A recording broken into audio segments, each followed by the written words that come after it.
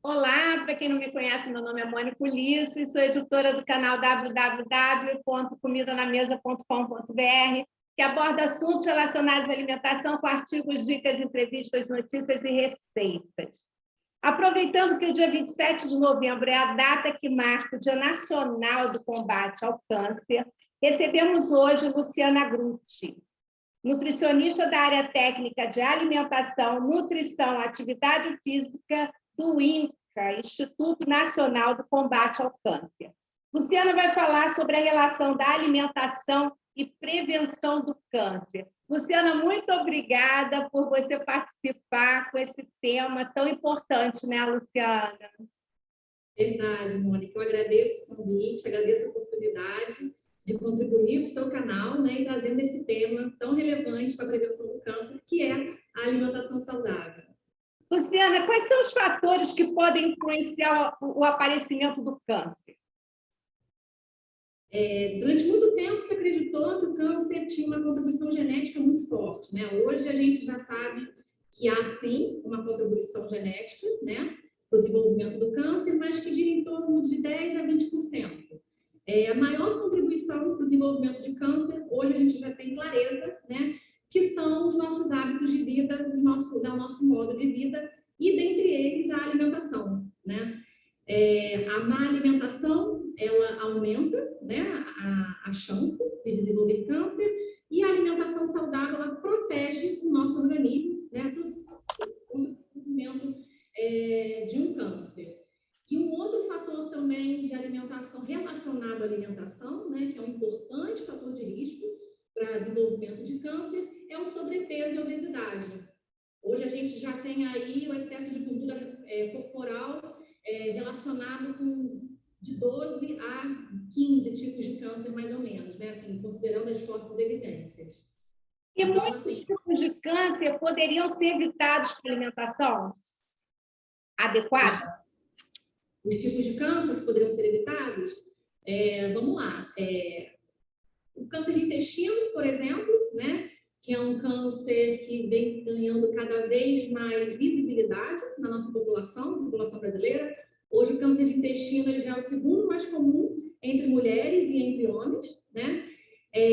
Uma alimentação pobre em fibra aumenta o risco de câncer de intestino, o excesso de peso corporal aumenta o risco de câncer de intestino, o excesso de carne vermelha, o consumo de carnes processadas, o consumo de bebida alcoólica aumentam, né, o risco de câncer.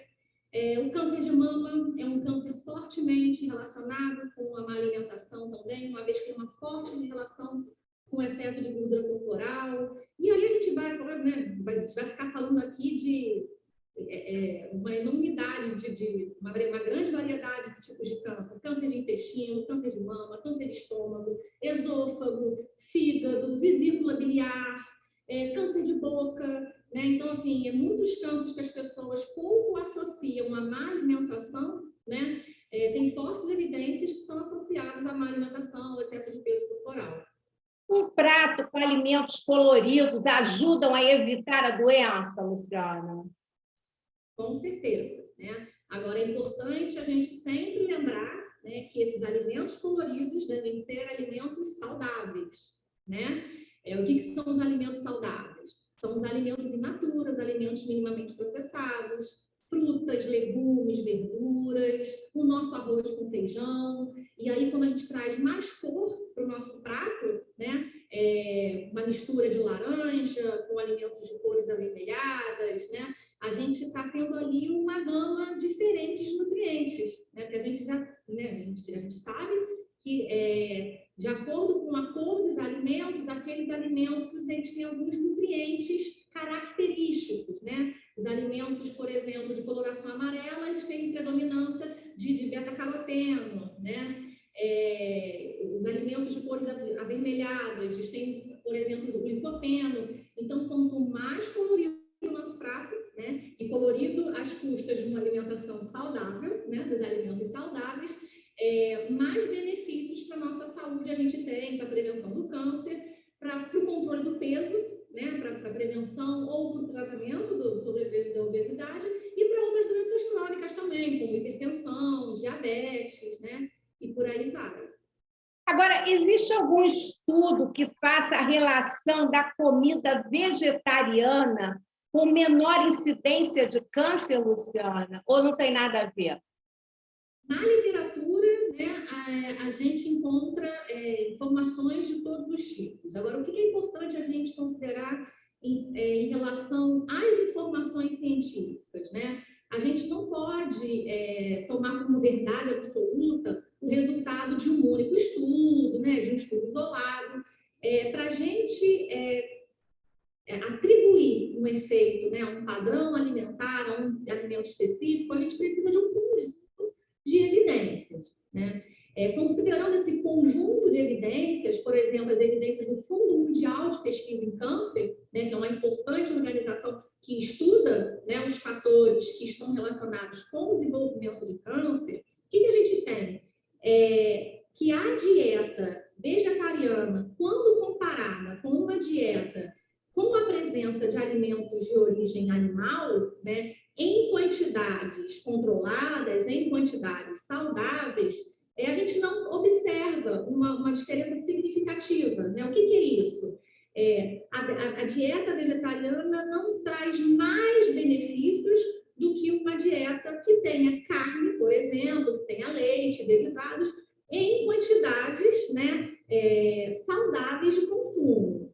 É diferente quando, por exemplo, a gente considera uma quantidade muito grande, né, de consumo de carne vermelha, né? Aí sim, a gente já tem relação, né, que a gente já tem evidências de que o alto consumo, né, o consumo em quantidades grandes de carne vermelha, por exemplo, aumenta o risco de câncer de intestino.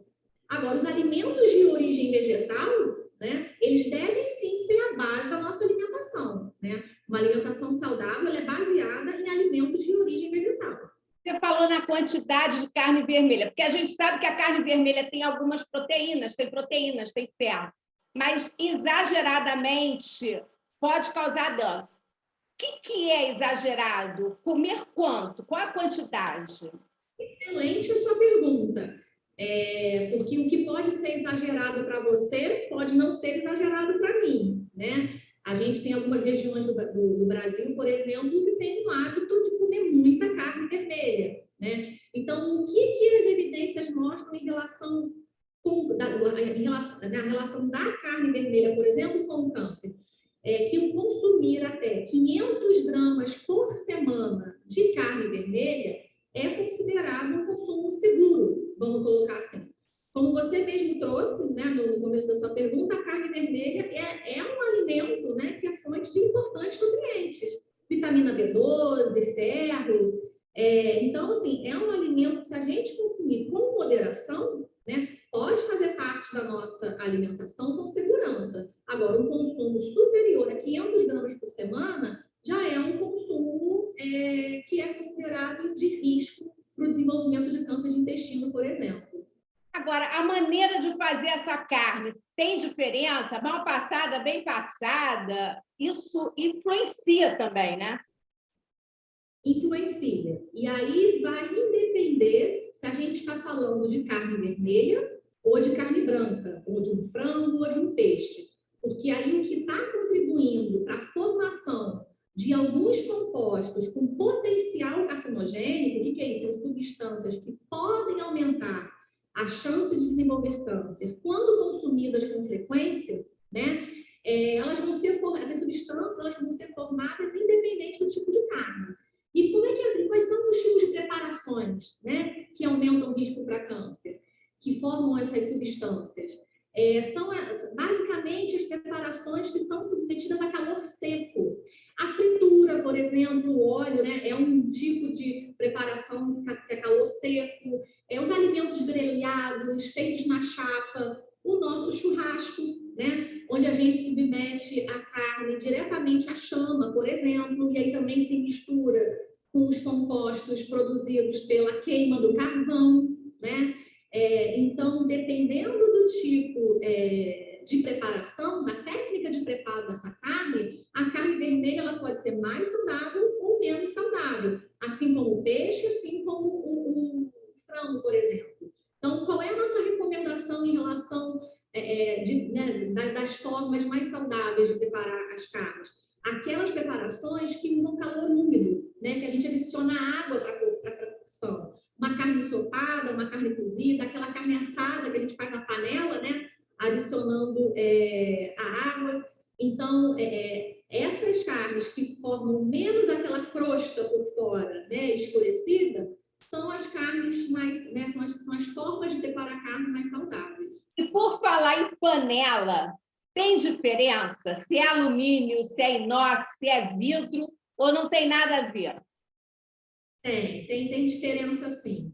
É claro que quando a gente prepara, por exemplo, um alimento numa panela de alumínio, né, se a gente passar a colher, né, de alguma forma, com o tempo, aquele alumínio vai se desprendendo, por exemplo, da panela, da frigideira, aquela frigideira de teflão, por exemplo, né, aquela película preta, né, que faz parte da panela, ela vai se desprendendo com o tempo. Essas substâncias, alguns estudos mostram que ela tem um possível potencial carcinogênico, e aí, quando a gente é exposto com frequência a essas substâncias, pode ter um aumento de risco para carcinogênese. Então, assim, o que a gente considera de panela mais saudável? Aquelas panelas de vidro, por exemplo, as de inox, né, são panelas, as de cerâmica, né, são panelas consideradas mais seguras para o cozimento dos alimentos. E seguindo essa linha, o que é melhor usar, azeite, manteiga ou óleo? Azeite, manteiga ou óleo? Na hora de cozinhar. A gente está falando de manteiga, a gente pode usar manteiga em quantidades moderadas, né? Esquece a margarina.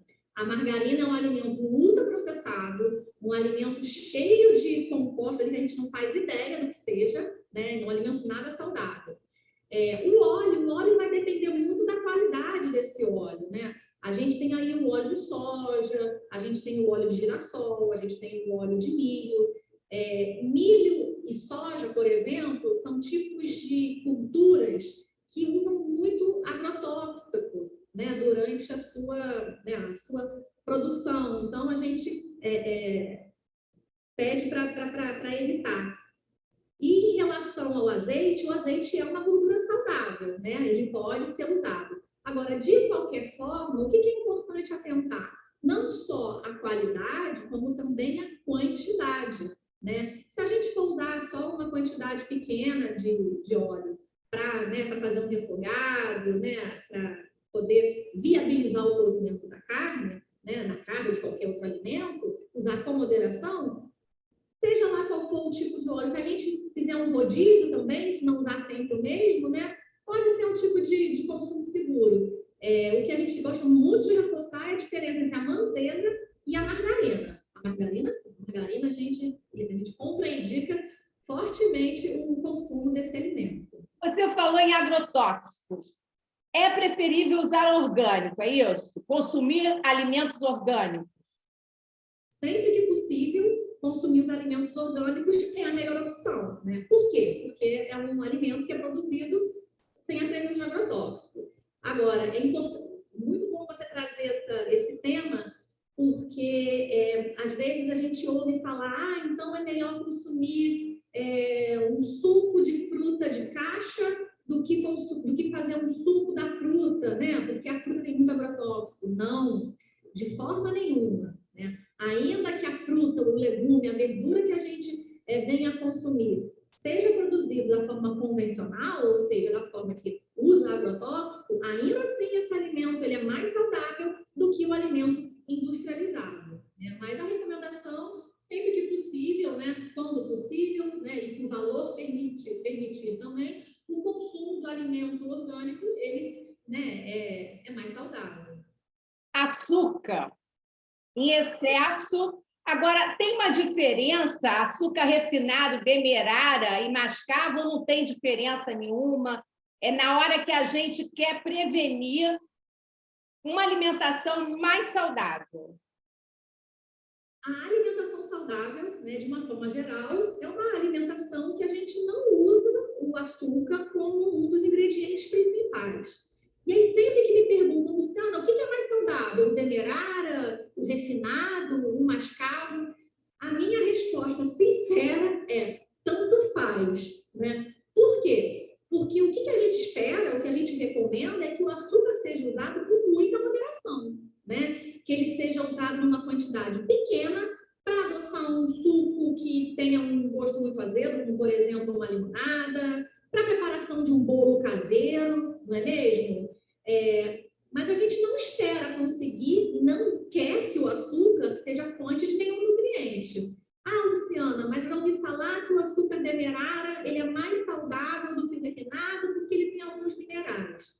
Ele tem alguns poucos minerais, né, porque ele é menos refinado que o açúcar branco. Agora, a gente não quer buscar esses minerais no açúcar, né? Vamos buscar esses minerais de frutas, legumes e verduras de outros alimentos. É o caso da farinha de trigo também, Luciana, porque a farinha de trigo também é um problema para a saúde, né? A farinha de trigo é um alimento, a branca, né? É um alimento extremamente refinado, né? Mas que a gente pode usar esporadicamente para preparação de um pão, para preparação de um bolo, né? Para preparação caseira.